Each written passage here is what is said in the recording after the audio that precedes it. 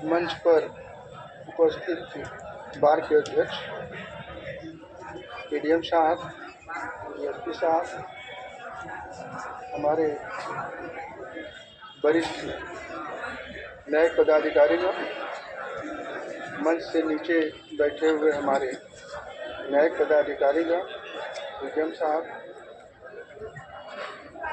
और पदाधिकारीगण, यहाँ उपस्थित प्रबुद्ध जन, मीडिया के लोग, जैसा कि आप सबको यह विदित है कि आज राष्ट्रीय लोक अदालत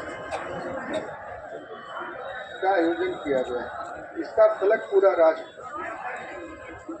आज देश के हर जिले में लोक अदालत का आयोजन किया है। जैसा कि हम सबको मालूम है, पूर्व वक्ताओं ने भी इस बात पर कहा कि बहुत पहले 82 में लोक अदालत की अवधारणा हमारे बीच में है। इस संदर्भ में जब हम चले थे 1950, जो भी हमारी व्यवस्थाएं थी, हमारी लिटरेसी परसेंट, साक्षरता दर बहुत कम थी, लेकिन 80 के दौर में आते आते हमें ये लगा कि हमारी प्राथमिकताएं खासतौर से न्यायिक क्षेत्र में, क्योंकि न्याय की आत्मा क्या है? समय से न्याय का मिलना, चरणबद्ध ढंग से मामलों का निपटारा करना, जिसमें कि हम कुछ पीछे चल रहे थे। इसी को ध्यान में रख करके हमारे विद्वताओं ने इस एक नए प्लेटफॉर्म का निर्माण किया लोक अदालत के रूप में, और ये अवसर दिया कि लोग मिल करके अपने मुकदमों का निस्तारण ज़्यादा से ज़्यादा करा सकें, जिसमें इसकी सबसे बड़ी विशेषता की प्रक्रियाओं में मुकदमा जो आप लड़ते हैं, उसमें जो हमारे न्यायालय का प्रोसीजर है वह लंबा है, इसमें वह कम हो जाता है और हम समयबद्ध ढंग से इसको निस्तारण करने में समर्थ हो जाते हैं।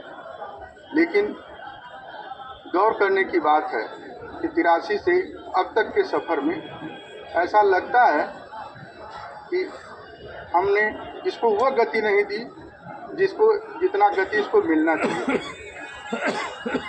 आज भी जबकि हमारी साक्षरता दर बढ़ चुकी है, तो ये जिम्मेदारी किस पर है इसको गति देने की, इस पर विचार करने की जरूरत है। इसमें हमारा बार है, जो कानून के जानकार लोग हैं, प्रशासन है,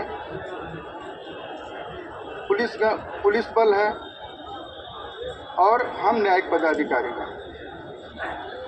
तो लोगों के बीच में हमारे इन प्रावधानों को ले जाना इनके कंधों पर है, ताकि इसको ज़्यादा से ज़्यादा लोगों के बीच ले जा करके इसके प्रति लोगों की जागरूकता, आस्था बढ़ाई जा सके, ताकि अपने मुकदमों को वह इस माध्यम से, लोक अदालत के माध्यम से निस्तारण कर सके। यह विचारणीय बात है, क्योंकि लिटरेसी परसेंटेज बढ़ने के बावजूद, साक्षरता दर बढ़ने के बावजूद अभी भी हमारे जो विधिक संस्थान है, सर्वोच्च न्यायालय है, हमारा ऑनरेबल कोर्ट है, हम लोग हैं, हम यही सर्टिफिकेशन पढ़ते आए हैं कि अभी भी लोगों में कानून की जानकारी कम से कम है। इनके बीच में इनको ले जाना, यह भूमिका हमारे बार के माध्यम से, हमारे प्रशासन के माध्यम से लोगों के बीच में जाना चाहिए। इनकी अवेयरनेस बढ़नी चाहिए।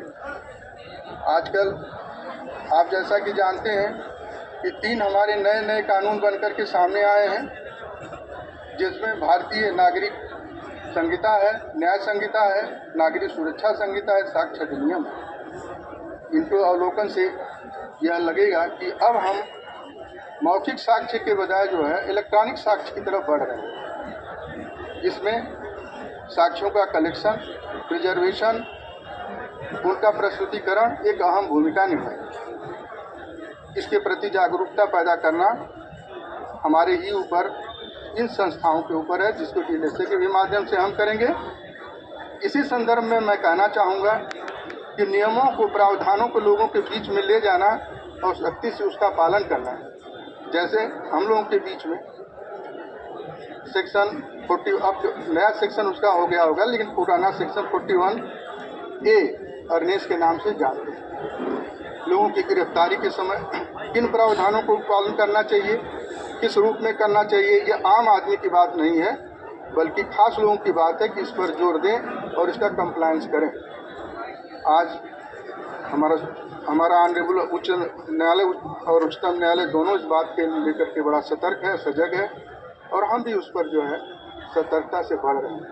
मेरे कहने का मतलब यहाँ केवल इतना ही है कि जो भी हमारे प्रावधान है लोगों के बीच में ले जाना इन हितधारकों की जिम्मेदारी है, क्योंकि जो भी पढ़े लिखे लोग हैं, जिनको हम मान के चलते हैं कि इनमें कम जागरूकता है, उनसे ज़्यादा जिम्मेदारी है, तो ये अपनी जिम्मेदारी निर्वहन करने के लिए तैयार रहें और करें, ताकि हम अच्छा समाज, विकसित समाज जिसमें सबको शिक्षा, सुरक्षा, न्याय की व्यवस्था हो, निर्माण कर सकें। आज के संदर्भ में कहना है कि हमारे जैसे में 1 लाख से ऊपर मुकदमे लंबित हैं। आज के लिए हमने 27,020 मुकदमों को चिन्हित किया है और 23 बेंचों का गठन किया है। इनके माध्यम से आज हम चिन्हित मुकदमों का निस्तारण सुनिश्चित करना चाहेंगे और आप सबका ये आह्वान करते हैं कि अपनी भागीदारी, जैसा कि पूर्व में कहा गया, जो बैंक के लोग हैं जितना अधिक से अधिक छूट दे सकते हैं इस पर विचार कर सकें। और ये क्लेम के केसेज में भी अगर कुछ क्लेम में हमारे यहाँ 19 केसेज जो है आज चिन्हित हैं, तो ये लोग भी ज़्यादा से ज़्यादा इसका निस्तारण कराने में सहयोग करें। मैं इस मंच से आप सबका पुनः आभार व्यक्त करता हूं और आह्वान करता हूं कि अपने मामलों को लोक अदालत के माध्यम से अधिक निस्तारण में अपना सहयोग दें और साथ ही एक स्वस्थ और समृद्ध समाज बनाने में भी अपना सहयोग दें। धन्यवाद।